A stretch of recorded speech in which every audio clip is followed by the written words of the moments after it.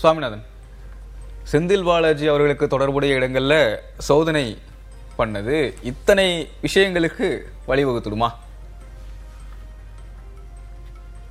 இல்ல, நிச்சயமா நீங்க செந்தில் பாலாஜி அவர்களின்னு மட்டும் நம்ம அதை நிறுத்திவிட முடியாது. தொடர்ச்சியா நீங்க சிவசங்கர் அவர்களுக்கு, முன்னாள் அமைச்சர் சிவசங்கர் அவர்களுக்கு நடந்த விஷயங்களாக இருக்கலாம். ஒவ்வொரு தருணத்திலும் இப்ப ரொம்ப வீரியமாக தான் இருக்கிறது தாவேகா. திமுக மீதான ஒரு பழிவாங்கல் போக்கும் இருக்கு. நீங்க அரசியல் காரணங்கள் என்பதை தாண்டி தவறு செய்திருந்தால் தண்டிக்கப்படணும், விசாரணை அமைப்புகள் விசாரணை தொடங்கணும், அதுல எந்த மாற்று கருத்தும் இல்லை. பட் அதை குறிவைத்து அதையே இலக்காக முழு நேரமும் செய்யறாங்கல்ல. சோ அப்ப அந்த இடத்துல பிரியன் சார் அவர்கள் சொல்ற மாதிரிதான் கிட்டத்தட்ட பாஜக பக்கம் நகர்ந்தா அடுத்த 2 ஆண்டுகளாக தான் சொல்ல தற்காப்பு ஆட்டம் தான் இனிமேல் திமுக. அது வந்து ஒரு பாதுகாப்பான ஆட்டம்லாம் கிடையாது, அது ஒரு தற்காப்பு ஆட்டம். தற்காப்புக்காக அவர்கள் அந்த பக்கம் ஒதுங்கினா இந்த ஒரு லஞ்ச ஒழிப்பு போலீஸாரோ யாரோ ஒரு எடுக்கக்கூடிய நடவடிக்கையில அமலாக்கத்துறை வராம இருப்பாங்க. அமலாக்கத்துறை வந்தாதானே இப்படி இருக்குது, வேறு வகையான விஷயங்கள் வருது.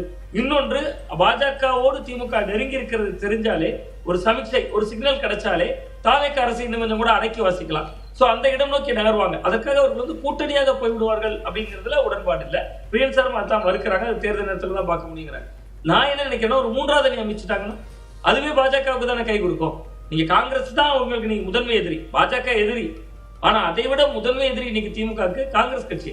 உங்க பக்கத்திலே இருக்க மாட்டேன்னு சீட்டை தள்ளி கொண்டு போயிட்டாங்க பார்லிமெண்ட்ல. உங்க பக்கத்திலே உட்காரக்கூடாதுன்னு கலைஞர் அவர்கள் கடந்த காலத்துல சொன்னார், கூடா நட்பு கேடா முடியும்னு. அவர் கூட்டணியை உதறுகிற பொழுது அவ இன்னைக்கு அதை விட உச்சமாக போய் உங்க பக்கத்துல உட்காரவே மாட்டோறாங்கன்னு அவருக்கு தள்ளியே வேற இருக்கை வாங்கிட்டாங்க போது, கடைமட்ட திமுக தொண்டர்கள்ட்ட பேசுறப்ப பாஜக கூட பரவாயில்லைங்க, காங்கிரஸாக ரொம்ப மோசம், எங்களை நம்ப வச்சு கழுத்தெடுத்துட்டாங்கிறாங்க. அப்ப அந்த காங்கிரஸை அவர் பாடம் புகட்டணும் திமுக. அந்த எண்ணம் இருக்கலாம். அவ பாஜகவோட கைகோர்த்தா அது விஜய்க்கு ரொம்ப சாதகமாயிரும். அதே 3வது அணி அமைத்து சில மாநில கட்சிகளோட கைகோர்த்து அப்படி பண்ணும்போது அது பாஜகவுக்கு லாபம் அமையும். ஆனா நிச்சயமா காங்கிரஸுக்கு பலவீனமா தான் அமையும். சாமிநாதன், தனிப்பட்ட தமிழ்நாட்டுல திமுகவுக்கு பாஜகவால ஏதோ ஒரு சாதக பாதகங்கள் இருக்கலாம், அதனால 3வது அணி அமைக்கலாம் அப்படின்றது பாயிண்ட். ஆனா 3வது அணியில மற்ற கட்சிகளும் வரணும்ல. அவங்க இப்போ உதாரணத்துக்கு சமாஜ்வாதின்னு வச்சுக்கோங்களேன், அவங்க காங்கிரஸ் சரியாக செயல்படல அப்படின்றதுனாலதான் பாஜகவை எதிர்க்கிறதுக்கு தனியாக அணி அமைக்கிறாங்க. தோத்துடும் இந்த அணி, பாஜக தான் திரும்ப ஜெயிச்சிடும் அப்படின்னு உணராமலா அந்த 3வது அணி அமைப்பாங்க? இல்ல, 3வது அணி என்கிற என்னுடைய கோணத்துல நான் ஒருவேளை கரப்பான் ஜனதா அமைப்பே கட்சியாக மாறிச்சுதான். நீங்க காலப்போக்கில் நம்ம அரசியல்ல பின்னாடி 29 எது வேண்டுமானாலும் நடக்கலாம். இன்னைக்கு பெரிய இளைஞர்கள் கூட்டம் அவருக்கு பின்னால் உருவாயிருக்கு. காங்கிரஸுக்கு கிடைக்க வேண்டிய கிரெடிட்டை தான் நீங்க கரப்பான் ஜனதா பார்ட்டி எடுத்துருக்கு. எப்படி தமிழ்நாட்டுல திமுக மீதான கோபம் அண்ணா திமுகவுக்கு ஓட்டா வந்திருக்கணும், அதை தாவேகாவுல வந்து ஜெயிக்கிறாங்க. அதே மாதிரிதான் இன்னைக்கு இவ்வளவு பெரிய ஜந்தர் மந்தர்ல இவ்வளவு பெரிய போராட்டம் பண்றாங்க. மோடி ரீல்ஸ் போடுறாரு, 10 லட்சம் பேர் கூடுதலா அவரோட இன்ஸ்டாகிராம் பேஜ்ல ஃபாலோ பண்றவங்களோட எண்ணிக்கை 10 லட்சம் பேர் கூடுறாங்க. அவர் எப்ப ரீல்ஸ் போட்டாரு? ராகுல் காந்தி அவர்களுக்கு பயந்தா. ஒரு கரப்பான் ஜனதா பார்ட்டின்னு ஒரு யங்ஸ்டர் சேர்ந்து ஒரு கூட்டத்தை உருவாக்கணும்னு. ஒருவேளை அந்த இளைஞர்கள் கூட்டம் நாளைக்கு ஒரு கட்சியா மாறிச்சுன்னா அவங்களுக்கு காங்கிரஸும் எதிரியா இருக்கும், பாஜகவும் எதிரியா இருக்கும். ஒரு 3வது அணி உருவாகிறதுக்கான சூழல் இயல்பாகவே அமையும் நான் நம்புறேன். அப்படி ஒருவேளை 3வது அணி அமையலன்னு வச்சுங்களேன், தமிழ்நாட்டுல திமுக தனித்து நின்னாலே அது பாஜகவுக்கு லாபம் தானே. காங்கிரஸை தோல்வியடைய வச்சிடலாங்க பல தொகுதிகளில். நீங்க திமுக தனித்து நிக்குது, திமுக விட்டு நீங்க தாவேகா கிட்டத்தட்ட காங்கிரஸ் எல்லாரும் இருந்தாலும் இடதுசாரிகளுடைய நிலைப்பாடு அன்னைக்கு என்னவா இருக்கும்? ஆளுநர் சாரவாஸ் அவர்கள் என்ன பேசிட்டு இருக்காரு? பாஜக எதிர்ப்பு யார் பக்கம் இருக்குன்னு பேசியிருக்காரு இந்த நொடியிலையும். அப்ப அது எல்லாமே சேர்ந்து ஒரு குழப்பமான சூழலை தான் உருவாக்கும். ஒண்ணுமே இல்ல, 2014 தேர்தல மோடியா லேடியான்னு சொல்லி ஜெயலலிதா அவர்கள் தனியா தானே சந்திச்சாங்க. அது போல ஒரு டோனை ஒருவேளை தமிழ்நாட்டுக்குள்ள மட்டும் 2029 தேர்தல் அஸ்திரமா திமுக எடுத்துருச்சுன்னா அது காங்கிரஸ் எவ்வளவு பெரிய படுபாதாளத்துல தள்ளிடும். அப்ப பிஜேபி எதிர்க்கிறது காங்கிரஸ் விஜய் அப்படிங்கும் போது விஜய் எதிர்க்கவே மாட்டாரு. திமுக ஒருவேளை 29 வீரியமா எதிர்க்கிற ஒரு சினாரியோக்குள்ள வந்தாங்கன்னா அதுவும் களத்துல கடுமையான தாக்கத்தை ஏற்படுத்தும்ல. திமுகவிடம் இனி ஆட்டம் இருக்கு. அவர்கள் வந்து பாஜக பக்கம் நகர்ந்தாலும் 3வது அணி அமைத்தாலும் தனித்தே நின்றாலும் வந்து கிட்டத்தட்ட திமுக கை வந்து 29 ஓங்கிதான் இருக்கும் தான் நான் பாக்குறேன். விஜய் அவர்களுக்கு இன்னைக்கு இருக்கிறது ஒரு பெரிய மாஸ் தான். பட் அந்த மாஸ் வந்து ஒரு கொள்கை ரீதியாக திரண்ட மாஸ் இல்ல. இன்னைக்கும் மக்கள் மத்தியில அவர் தான். நாளைக்கு எலெக்ஷன் வந்தாலும் விஜய் தாங்க ஜெயிப்பார், கணிசமான தொகுதிகள் ஜெயிப்பார், பெரிய அதிருப்தியெல்லாம் உருவாயிடல. ஆனா அதை தாண்டி என்னன்னா 29 தேர்தலை நம்ம அப்படி மதிப்பிட முடியாது. அங்க ஒரு கொள்கை சார்ந்த ஓட்டு திறனும் தீர்மானிக்கும். அந்த இடத்துல திமுக ரொம்ப பலவீனமாக இருக்காதுன்னு பாஜகவை நெருங்கினாலும் கிட்டத்தட்ட காங்கிரஸுக்கு தான் இழப்பு, அவர்கள் தனித்து நின்றாலும் காங்கிரஸுக்கு தான் இழப்பு. பாஜக இலக்கணக்கு ஒண்ணுமே இல்லை, ஒரு தொகுதி கூட ஜெயிக்காத ஸ்டேட் தானே தமிழ்நாடு. சரி, பிரியன் சார், சுவாமிநாதன் தற்காப்பு நடவடிக்கை மூடுக்கு டிஃபன் மூடுக்கு போயிடுவாங்க டிஎம்கே அப்படின்னு சொல்றாங்க. இப்போ டிஎம்கே எதிர்க்கட்சியாக ரொம்ப வீரியமாக செயல்படக்கூடிய கட்சி, எதிரில் யார் இருந்தாலும் சமாளிக்க முடியாது அப்படின்னா இவ்வளவு நாள் பேர் வாங்கி இருக்காங்க. டிஃபன் மூடுக்கு அவ்வளவு வேகமா போயிடுவாங்களா? அப்படி போயிட்டாங்கன்னா அது விஜய்க்கு தானே இன்னும் ப்ளஸ்ஸாக மாறிடும். இல்லை, அதாவது இது ரொம்ப ஒரு டிப்ளமேட்டிக்காக ஒரு டெலிகேட்டான ஒரு ரோல் இது. ஆக்சுவலாக இதை ரொம்ப ஜாக்கிரதையாகவும் செய்யணும் ஆக்சுவலாக. ஏன்னா திமுகவுடைய ஓட் பேங்க்ன்றது இங்கே பாஜக எதிர்ப்பு ஓட் பேங்க் தான் திமுகவுடைய முக்கியமான ஓட் பேங்க். ஏற்கனவே அது மைனாரிட்டியில் ஒரு ஓட் பேங்கை இழந்திருக்கு, ஒரு கணிசமான ஓட் பேங்க் அது இழந்திருக்கு. இன்னும் மைனாரிட்டியில் இன்னும் முஸ்லீம்களோட ஓட் பேங்கை ஓரளவுக்கு தக்க வச்சிருக்கு திமுக. அதையும் நீங்கள் பாஜகவோட ரொம்ப நெருங்கினீங்கன்னா அதையும் இழக்கிறதுக்கான வாய்ப்புகள் இருக்குது. அப்போது அது வேற ஒரு ஓட் பேங்கை நோக்கி நகர வேண்டிய கட்டாயத்துக்கு, அது ஓபிசி ஓட் பேங்கை நோக்கி நகர வேண்டிய கட்டாயத்துக்கு வரும் அது ஆக்சுவலாக. ஆனால் அந்த லெவலுக்கெல்லாம் போக மாட்டாங்க திமுகவோட நோக்கம் என்னவாக இருக்குன்னா, யதார்த்தமான ஒரு அரசியல் தான். இன்னைக்கு தேதியில் நம்ம என்ன மாதிரியான ஒரு பாலிட்டிக்ஸை கடைபிடிச்சா விஜயை நம்ம எஃபெக்டிவாக ஃபேஸ் பண்ண முடியும்.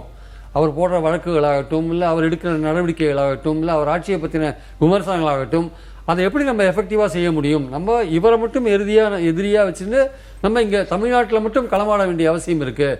நம்ம டெல்லி விஷயங்களெல்லாம் கொஞ்சம் ஓரமாக 2 வருஷம் கட்டி மூட்டை கட்டி வச்சுட்டு கொஞ்சம் ஏதோ தமிழ்நாட்டுக்கு ரொம்ப பிரச்சனை ஏதாவது வரும்போது மட்டுமே ஒரு குரலை கொடுத்துட்டு அதுலேயும் பாஜகவை பற்றி ரொம்ப கண்டுக்காமல் இருந்துட்டு ஓரளவுக்கு கொஞ்சம் அடிக்கிற மாதிரி அடிக்கிறது, நீ அழற மாதிரி அழுன்ற மாதிரி ஒரு விஷயத்த சொல்லிட்டு, மற்றபடி நம்ம கவனம் முழுக்க விஜய் மேலே இருக்கணும்னா அந்த பக்கம் நம்ம ஃப்ரீயாக வச்சுக்கணும். நம்ம சென்ட்ரலில் பாஜக அட்டாக்கை ஒரு கொள்கை ரீதியாகவும் சித்தாந்த ரீதியாகவும் பல விதங்களில் பாஜக எதிர்த்து அதன் மூலமாக அரசியல் ரீதியான லாபத்தை 3 எலெக்ஷன்ஸில் பார்த்தாச்சு. இனிமேல் நம்ம தோற்றுருக்கோம். இந்த இடத்துல நம்ம ரீஜனல் எதிரியை ஒழிக்க வேண்டியதாக தோற்கடிக்க வேண்டியதான் நமக்கு முக்கியமான ஒரு கடமைன்னு இப்போது அந்த கடமையில் இந்த பாஜகவோட ஒரு செல்ஃப் டிஃபென்ஸ் ஆடுறதுன்றது ஒரு யுக்தி தான், வேற ஒன்றும் கிடையாது. அது ஒரு யுக்தி தான்.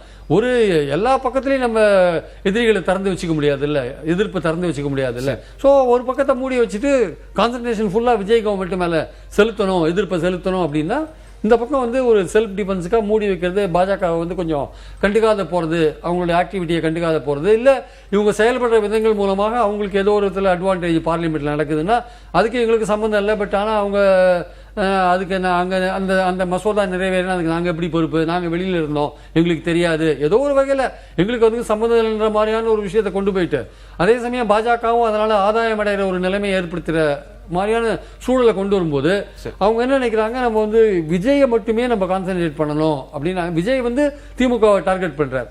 திமுக நினைக்கிறது நம்ம விஜயை தான் டார்கெட் பண்ணணும், நம்ம அட்டென்ஷனை தேவையில்லாமல் பாஜகவை நோக்கி செலுத்த வேண்டிய அவசியம் இல்லை. சரி, அது ரெண்டாவது அப்படி பண்ணினா நம்ம அதை செலுத்தி இன்னொரு எதிர்ப்பு சம்பாதிக்கணும். அதுக்கு பதிலாக நம்ம இப்படி இருந்தாலே நமக்கு அங்கேருந்து பிஜேபி தரப்புலேருந்தோ மத்திய அரசு தரப்புலேருந்தோ எந்த பிரச்சனையும் வராது. நம்ம இங்கே முழு அட்டென்ஷனில் விஜயை எதிர்க்கலாம்ன்றதான் முக்கியமான பாயிண்ட். இப்போ என்ன சொல்கிறாங்க, வீரியமாக தாவேக்க எதிர்க்கக்கூடிய சூழல்ல தாவேக்க லஞ்ச ஒழிப்பு அப்படின்னு சொல்லிட்டு அவங்க மீண்டும் இந்த பக்கம் திரும்பி ஃபோர்ஸா வருவாங்க.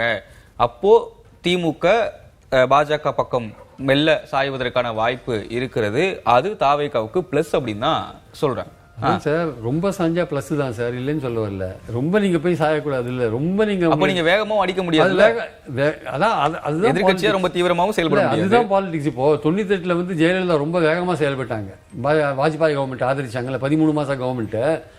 அந்த கவர்மெண்ட்ல ஜெயலலிதா சப்போர்ட்ல தான் அந்த கவர்மெண்ட் இருந்தது. ரொம்ப திமுக கவர்மெண்ட்டை கலைச்சே தீரணும்னு அடம்பிடிச்சாங்க. என் மேல இருக்கிற வழக்கெல்லாம் வாபஸ் வாங்கி தீரணும்னு அடம்பிடிச்சாங்க. வாஜ்பாய் ஒத்துக்கவே இல்லை. அப்புறம் ஆட்சியை கலைச்சாங்க வச்சுக்கோங்க. கலைச்ச அன்னைக்கு வாஜ்பாய் சொன்னார், இன்னைக்கு ராத்திரி தான் நான் நிம்மதியாக தூங்க போறேன்னார். அந்த மாதிரி வெளிப்படையா திமுக பண்ண மாட்டாங்க. அப்படியே வெளிப்படையா அவங்க கவர்மெண்ட்லேயும் இருந்தாங்க. அந்த சமயத்தில் வாஜ்பாய் கவர்மெண்ட்ல இருந்தாங்க. இவங்க கவர்மெண்ட்ல இப்போ இதுலேயே கூட 2 விதமான ஒப்பீனியன் இருக்கு டிஎம்கேலேயே.